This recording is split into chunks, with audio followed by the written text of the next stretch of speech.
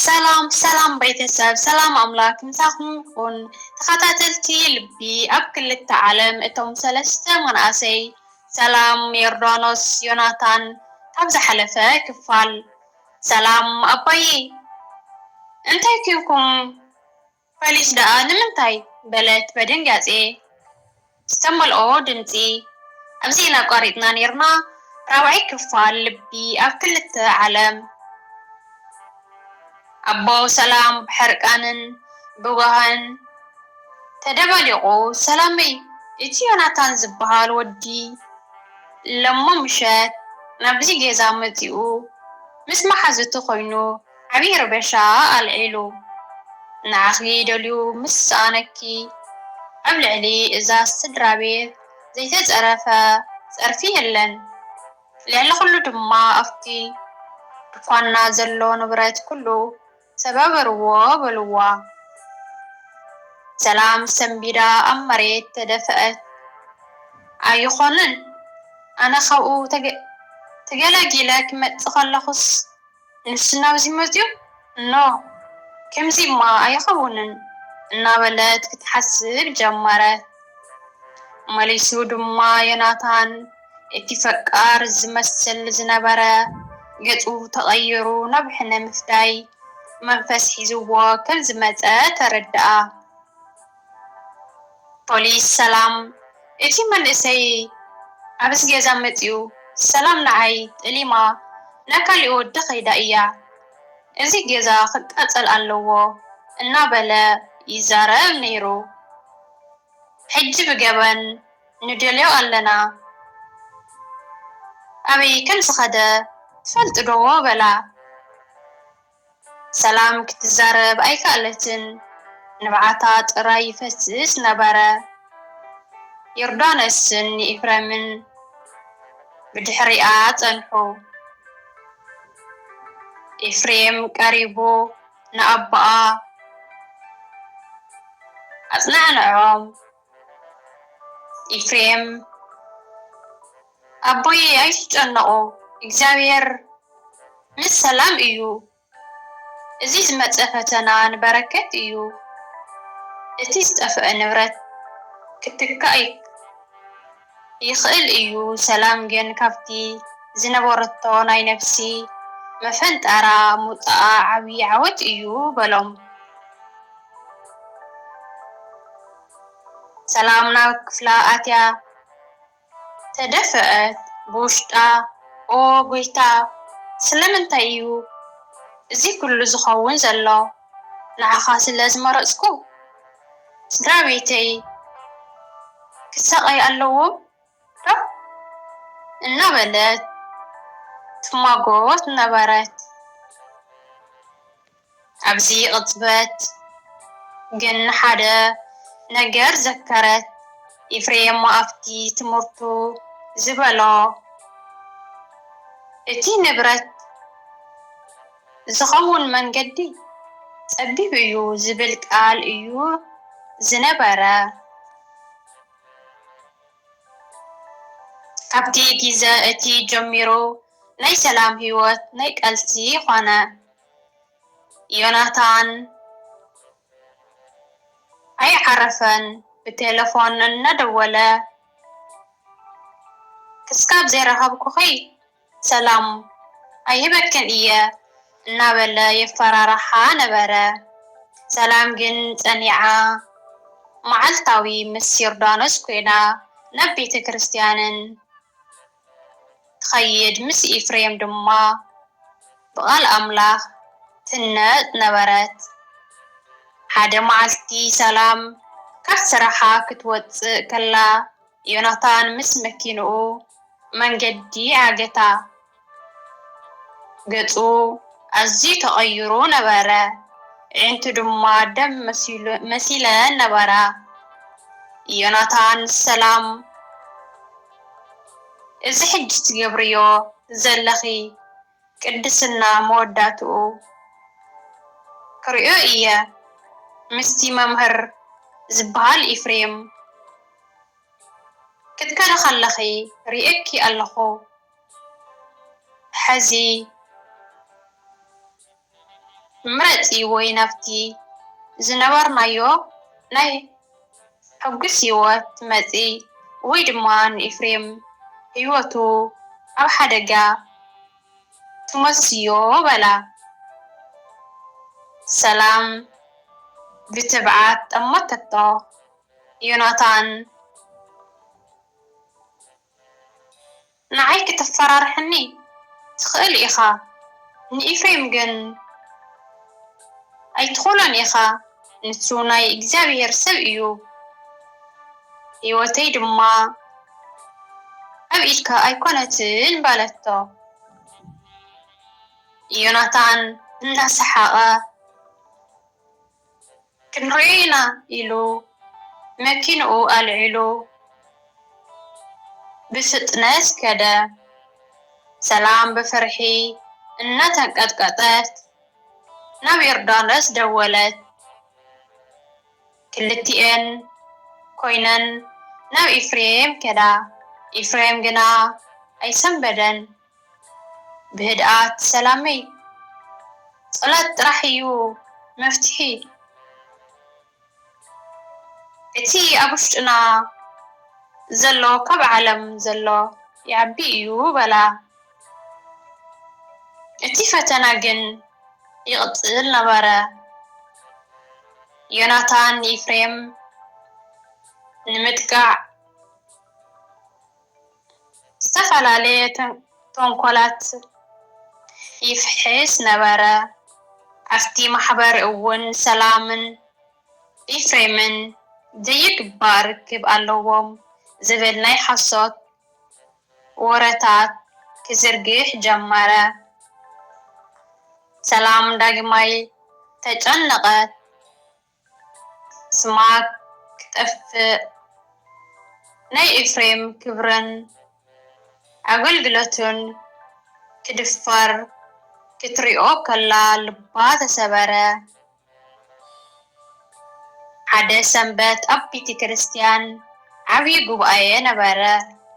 ሰላም ናብቲ ጉባኤ ክትመጽእ ከላ ብዙሓት ሰባት ብሕሹኽሹክ ክዛረቡላ ጀመሩ። ዮናታን ብርሑቕ ኮይኑ ክስሕቕ ረኣየቶ። ተዓዊተ እየ ዝብል ስምዒት ድማ ነበሮ።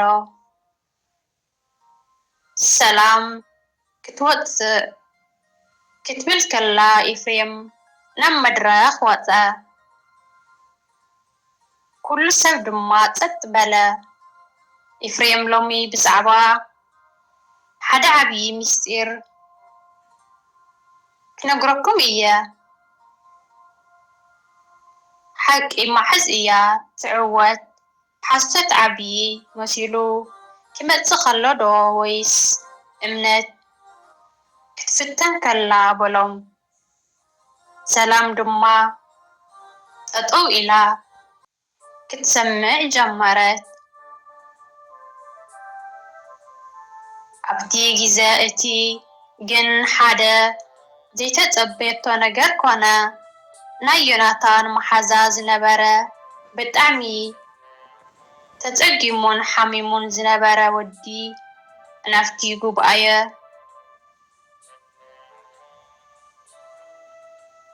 እናተስሓበ መጸ። እቲ መንእሰይ ብዓብዪ ድምፂ ክብራት ኣሕዋት ስምዑኒ፣ ኣነ ናይ ዮናታን መሓዛ እየ። ነዚ መምህርን ነዛ ጓልን ሰላም ስሞም ንምጥፋእ ዮናታን ገንዘብ ሂቡና እዩ። ሕጂ ግን ሕልናይ ኣይዓረፈን በለ። ኩሉ ሰብ ድማ ዘንቢዱ ጸጥ በለ። ዮናታን ገጹ ጸለመ። ካድም ፈተነ ግናኸ ኣብቲ ኣፍ ደገ ፖሊስ ተጸበይዎ እናተጽበይዎም ነበሩ። ስለምንታይ ዮናታን ካሊእ ዓብዪ ናይ ዕፅን መስተን ክፉእ ተግባር ይገብር? ክፉእ ተግባር ይገብር ከም ዝነበረ ፖሊስ ክከታተልዎ ጸኒሖም እዮም። ሰላም ናይ ኣምላኽ ስራሕ ክትሪኦ ኸላ ተንበርኪኻ በኸየት። ዮናታን ብሰንሰለት ተኣሲሩ ክውሰድ ከሎ ሰላም ሓደ ነገር ጥራሕ ተረድኣ። እግዚኣብሔር ንዝኣመንዎ ኮቶ ኣይሕፍሮምን። ግናኸ እቲ ቃልሲ በዚ ኣይተዛዘመን። ሰላም ሕጂ ናይ ነፍሲ ፅሬት ክትገብር ኣለዋ። ኤፍሬም ናብኣ ቀሪቡ ሰላም ሕጂ እዩ እቲ ናይ ሓቂ ጉዕዞ ዝጅምር። ቅድሚ ምሕጓስኪ ግን ሓደ ዓብዪ ፈተና ክመጽእ እዩ በላ። ሰላም ዋ ሕዚ ኸ እንታይ ዓይነት ፈተና ኤፍሬም በለቶ። ኤፍሬም ይቅርታ ናይ ምባል ፈተና ክብል መለሰላ። ሰላም ነታ ንዓኣን ንስድራ ቤታን ዘባረሰ ስማ ዘጥፍአን ዮናታን ክትምሕሮ ትኽእል ዶ ወይስ እቲ ናይ ሕድገት መንገዲ ካሊእ መስዋእቲ ይሓትት? ሰላም ኣብ ማእኸል እቲ ኩሉ ብርሰትን ጸለመን ኮይና ነፍሲ ከፊላ ክስካው ትጠፍእ ተጨነቐት። ኣነ እየ ጠንቂ እዚ ኩሉ መከራ እናበለት ኣብ መሬት ተደፍአት። ኣብዚ ቅጽበት ግን ዮርዳኖስ ብዓብዪ ትብዓት መንፈሳዊ ሓይልን መጺኣ ሓቐፎታ። ዮርዳኖስ ብህድኣት ግና ድማ ብብርቱዕ ቃና ሰላመይ ተንስኢ ኣይትደፍእኒ ሰይጣን ብመከራ ገይሩ ሰበብረኪ እዩ ዝደሊ በለታ። ዮናታን ሎሚ መኪንኡን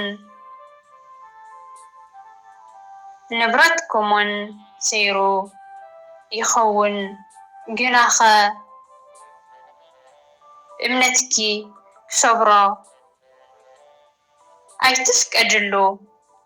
እቲ ኣብ ውሽጥኺ ዘሎ ተስፋ ካብዚ ኩሉ ዝዓነወ ንብረት ይበልጽ እዩ በለታ። ሰላም እናበኸየት ዮርዲ ስድራ ቤተይ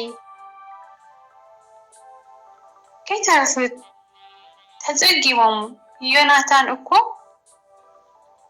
ቀትለኒ እዩ ዝደሊ ዘሎ በለታ። ዮርዳኖስ ዕንታ እናጠመተት ሰላመይ መንፈሳዊ ህይወት ማለት ኣብ ፀሓይ ጥራይ ምዝማር ኣይኮነን። ኣብ ማእኸል ማዕበል ኮንኪ ጎይታ ምሳይ እዩ ምባል እዩ። ዮናታን ስጋኺ እምበር ነፍስኺ ክትንክፋ ኣይኽእልን እዩ። ሕጂ ጸሊና ክንትስእ ኣለና በለታ። እግዚኣብሔር ነዚ ጸልማት እዚ ንኽብሩ ጥቀመሉ እዩ። ዮርዳኖስ ንሰላም ኢዳ ሒዛ ናብታ ዝዓነወ ድኳን ወሰደታ። ኣብኡ ኮይነን ዮርዳኖስ ጸሎት ጀመረት። እቲ ጸሎት ንሰላም ሓዱሽ ሓይሊ ሃባ። ዮርዳኖስ ከም ለባም መሓዛ ንሰላም ኣብቲ ግዜ እዚ ንቤና እትኸውን ኣይገበረታን። ለይቲ ምስኣ ደቀሰት፣ ንጽባሐይቱ ድማ ናብ ቤተ ክርስቲያን ወሰደታ። ኣብ ቤተ ክርስቲያን ዮናታን ዝዘርግሖ ናይ ሓሰት ወረ ኣብ ኣእምሮ ሰባት ሰፊሩ ነበረ። ሰላም ሰባት ብሕሽኽሽኽ ዛረቦላ ከለው ትፈርሕ ነበረት። ዮርዳኖስ ግን ኩሉ ጊዜ ብየማናይ ኢዳ ሒዛ ግርማ ኣይትጠምቲ ኣብዚ መስቀል ጥራይ ኣትኩሪ ትብላ ነበረት። ዮርዳኖስ ንኢፍሬም እውን